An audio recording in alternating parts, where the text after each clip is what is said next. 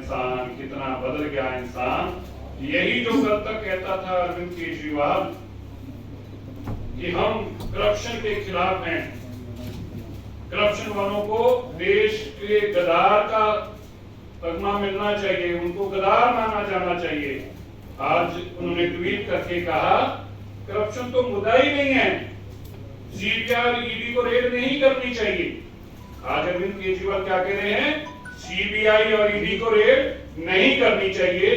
क्यों नहीं करनी चाहिए? क्योंकि सीबीआई और ईडी आजकल अरविंद केजरीवाल, मनीष सिसोदिया जी के जो पैसे के लेन देन हुए हैं उन लोगों को अरेस्ट कर रही है। जैसे परवेज जी ने बताया, ये कुछ नामों में हिचकिचाहट कर रहे थे, शायद परिवार का तो बताया और सारी बातों के उन्होंने खुलासे किए।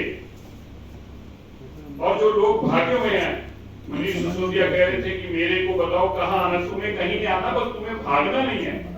जैसे सत्येंद्र जैन की याददाश्त चली गई, बस मनीष सिसोदिया जी आप इतनी कृपा करना, बादाम खाते हैं ना, आपकी याददाश्त ना चले जाए, बस इतना उपकार करना। दिनेश अरोड़ा, अमन ढल, वरिंदर सिंह ढल और मिस्टर नायर, ये सब लोग ओबराइज में बैठ के, और इनके सरगना का संचालन कौन करते थे? के कविता, जो कि केसीआर के परिवार से हैं। के कविता ने ही उनकी बेटी हैं और वही सारे साउथ के लोगों को यहां पर लेके आए थे। रेड्डी ब्रदर्स को लेके आए, मगुंटा की जो जिनकी मगुंटा के नाम से शराब के लाइसेंस है, यहाँ पे एडवांस में पैसा दिया गया। पंजाब इलेक्शन और गोवा इलेक्शन के लिए एडवांस पैसा दिया गया। और मैं आपको तरीकों के साथ किस किस तारीख को, पहले तो मैं आपको ये बताना चाहता हूँ कि इन्होंने पैसे दिए कितने कितने हैं। ये कल भी कह रहे थे कि हमारा बता नहीं रहे, मनीष सिसोदिया जी कहते बता नहीं रहे हमने कितने पैसे दिए हैं। हम बता रहे हैं भाई, आप सुन नहीं रहे, सारा देश सुन रहा है मनीष सिसोदिया जी, बस एक आप ही को नहीं सुन रहा, क्योंकि आपने ले रखे हैं इसलिए आपको सुनना नहीं चाहते आप। तो कितने पैसे लिए आपको परवेज ने अभी बताया, 150 करोड़ रुपया एडवांस लिया, एडवांस।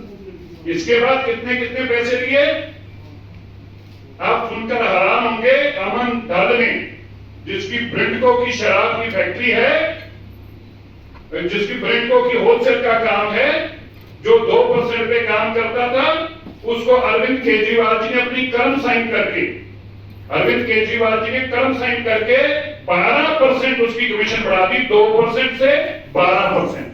और आप याद रखें मेरे मित्रों, मैं आपको बताना चाहता हूं मीडिया के बंधुओं को, ये जो 2% से 12% का धंधा किया है, ये कोई ऑक्शन नहीं हुई, ये कोई पर्ची लॉटरी नहीं निकली, इनको सीधा लाइसेंस अरविंद केजरीवाल जी ने दिया है, इनके ऊपर कोई ऑक्शन भी नहीं कराई।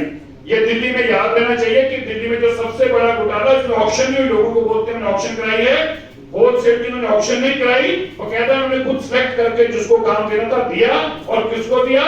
ब्रिंडको को दिया, अमन ढल को दिया। अमन ढल कोई इतना प्यारा है अरविंद केजरीवाल जी और मनीष सिसोदिया जी को, कितना प्यारा है कि खाली दिल्ली में नहीं, अब पंजाब में भी इसी के पास काम है। याद रखिएगा, अमन ढल के पास पंजाब का भी काम है। ये आजकल सौरभ भारद्वाज बहुत बोल रहे थे, कह रहे थे बताओ गलत क्या हुआ, सौरभ जी को हम बताना चाहते हैं। ये जो अमन ढल है, अमन ढल का और सौरभ भारद्वाज का क्या रिश्ता है, ये सौरभ जी बताएंगे तो अच्छा, नहीं तो फिर हम बताएंगे। अमन ढल का और सौरभ जी का क्या रिश्ता है, यह भी लोगों के सामने आना चाहिए। और पंजाब में अमन ढल को काम क्यों मिला, राघव चड्ढा इसका जवाब देना चाहेंगे, क्योंकि वहां राघव चड्ढा ही सब लेन देन कर रहे हैं। इसलिए आपने जो कहा, हम जल्दी ही चंडीगढ़ का यूनिट जो है सीबीआई का, हम उनको भी, क्योंकि सारा पैसे का लेन देन चंडीगढ़ में हो रहा है, पंजाब एक्साइज पॉलिसी का लेन देन चंडीगढ़ में हो रहा है, और चंडीगढ़ जो है वो सीबीआई की जुरिडिक्शन में आता है। और ईडी के पास हम ये दिक्कत में स्पेसिफिक कंप्लेंट बताएंगे कि पंजाब के अंदर पैसे का लेन देन चंडीगढ़ में कैसे हुआ, और सीबीआई उसके ऊपर भी कार्रवाई करे।